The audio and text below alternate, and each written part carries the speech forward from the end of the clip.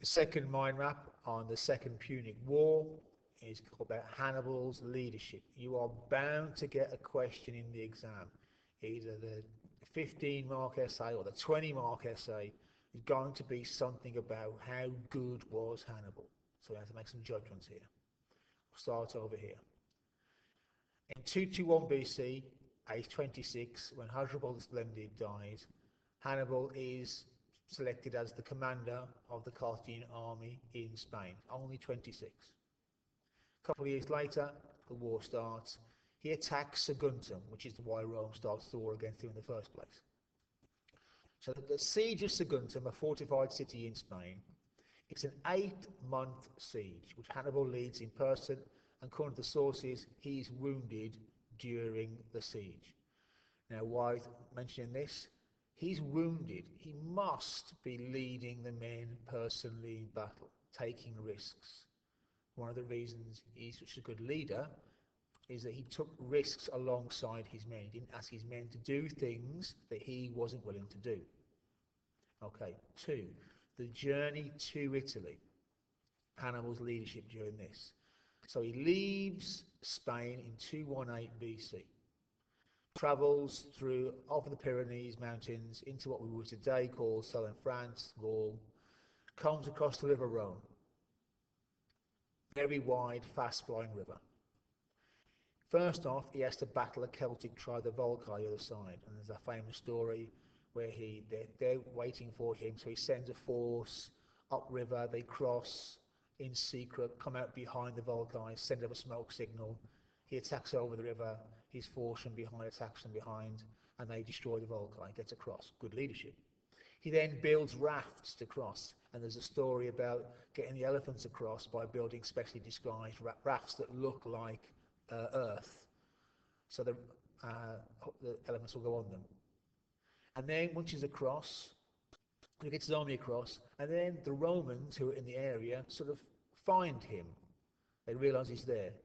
They send a cavalry force up to scout him out. He sends a cavalry force down to also try and find out where the Romans are. That's what's called the Battle of the Raiding Parties. It's not a particularly important battle, but Hannibal decides not to fight the Roman main force in Gaul, in southern France. Again, leadership. It's no point fighting them there. Fighting that battle there would serve no purpose. He's got to take the war to Italy. Right, the Alps, the famous crossing of the Alps. First off, before he crosses the Alps, there's a meeting. And the chieftain of the Boii, Celtic tribe in the Po Valley in Italy, meets them on the other side of the Alps.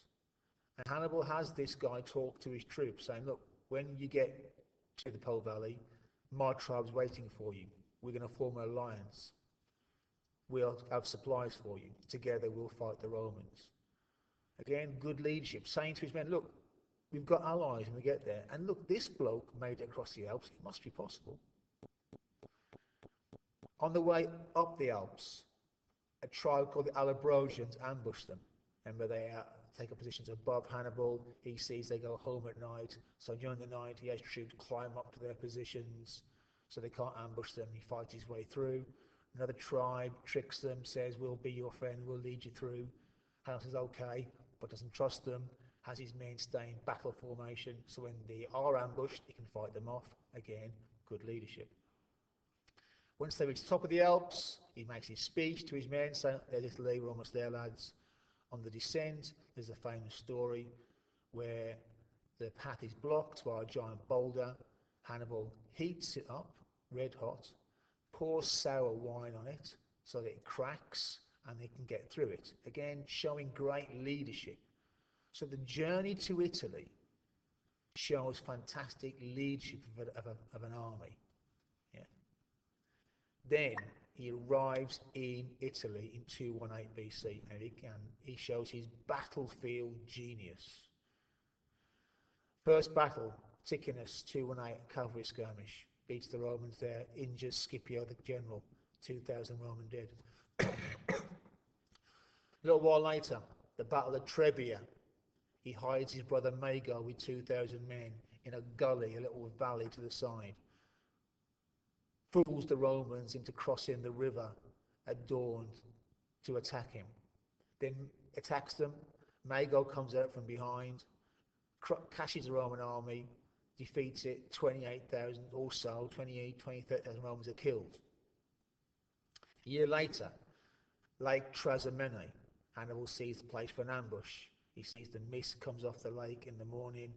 The Romans are travelling along the lake edge, thinking they've caught Hannibal. Hannibal's in fact hiding in the hills. 3 blasts of the horn, big attack, Romans defeated, 20,000 Romans killed. The Romans pause, elect a dictator, Fabius Maximus. He goes for the Fabian strategy, where they won't fight Hannibal. But they do follow him around, and they trap Hannibal in an area called the Agef Alernus, but he tricks his way out.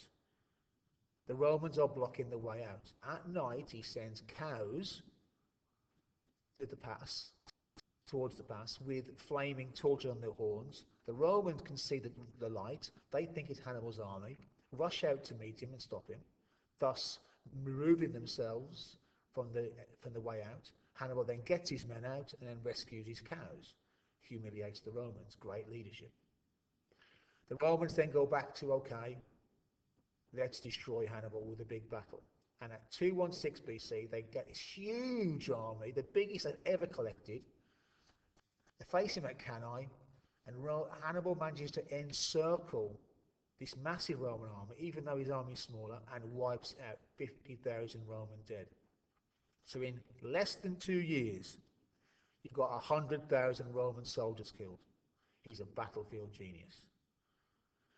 During his whole time in Italy, there's no account in the sources of any mutinies or defections in his army. Must have been a good leader. His men never left, they never refused to do anything, nobody ever snuck off. So, 1, 2, 3, and this bit here, Hannibal is in some ways a fantastic general. However, he does fail.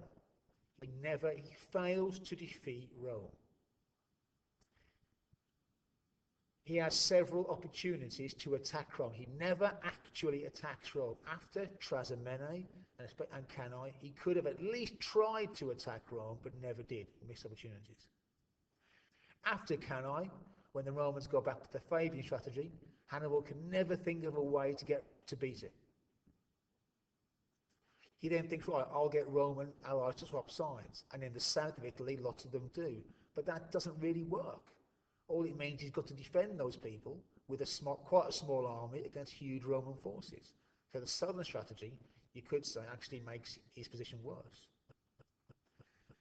Iberia, Spain, is lost to the Carthaginians, and that really hampers Hannibal's money situation and getting more supplies from there. And he can't stop that. And it all boils down to Hannibal misunderstood the Romans. After this period here, after Trebia, Trasimene and Cannae, he thinks the Romans will make peace because that's the sensible thing to do. He doesn't understand that's not the Roman way. The Romans will not make peace with him. He misunderstands them. So the point I'm making here, and a point you should make in an exam, on an essay question, Hannibal is a battlefield and a tactical genius. He's a great leader of an army, but he's not very good at strategy. His overall big plan for winning the war fails.